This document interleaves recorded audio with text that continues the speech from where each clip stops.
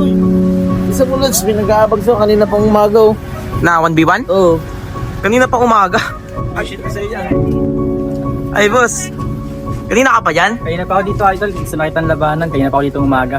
Taga saan ka? Taga Buena Vista 1, idol. Tara. Sobrang lakas na nga ng ulan guys, nakuha pa nito dumayo. Siyempre, papakita ko kung sino.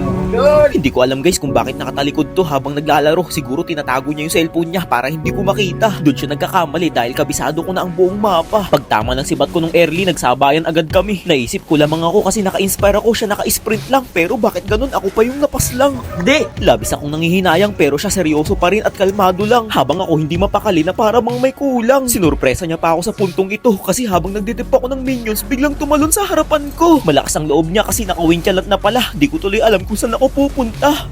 Hindi, putek.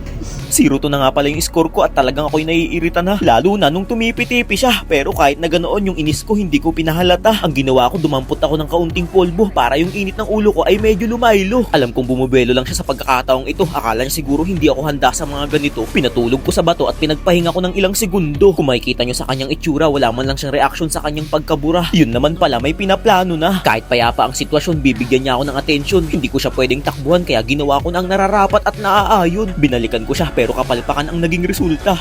Ay! Kagi! Hindi ka napindot! Wanit ako! Hindi ko napindot yung winchalan ko kasi labis ako nagtiwala sa aking kakayahan. Pero okay lang yun, at least ngayon alam ko na kung paano ako makikipagbakbakan. Lugi ako sa kanya sa harapan kaya ang ginawa ko sa minions ako nagpapuno ng lifesteal. Sa paraang yun, ang mundo niya ay pansamantalang tumigil. Para ako naglalagablab na apoy na hindi masupil, tinutunaw ang mga matataas na pilapil. Matapos nun, didiretsuin ko na sana tong mid lane para i-end na tong laban na to. Pero hindi pwede kasi napakarami niyang minions. Nag-def na muna ako, after nun sa base niya na ako nagtungo. Medyo naging agresibo ako sa puntong to kasi mahilig siya manggulat. Hindi na ako umatras, rat-rat kung rat-rat. Napakaganda ng naging palagan namin kaso nga lang nagtaka ako kung bakit di niya ako tinuluyan. Pagkakataon niya na sana to para kanya ako mabigyan, ngunit ang kanyang ginawa ay umuwi sa kanyang tahanan. Naging pabor sa akin yun kasi kung sakaling napitas niya ako doon, siguro talo na ako ngayon. Nahihirapan talaga ako guys kapag i-retail yung kalaban. Napakahapdi, tagus na tagus sa aking kalamnan. Bali nagre-ready na nga pala ako dito para sa huli naming digmaan. Halos umabot yung laban na to ng 30 minutes kaya kung sino yung mapitas sa clash na to, talagang talo. Tignan nyo naman, parehas kaming kabado, walang umiimik at seryoso. Dapat di ako magkamali sa huling sandali. Uunahin ko ang aking kapakanan para hindi masawi. Ginaya ko yung diskarte niya. Ako naman ngayon ang mambibigla.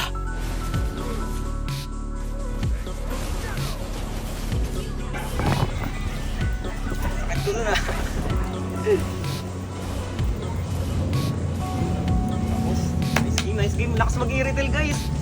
Putek, pinahirapan ako.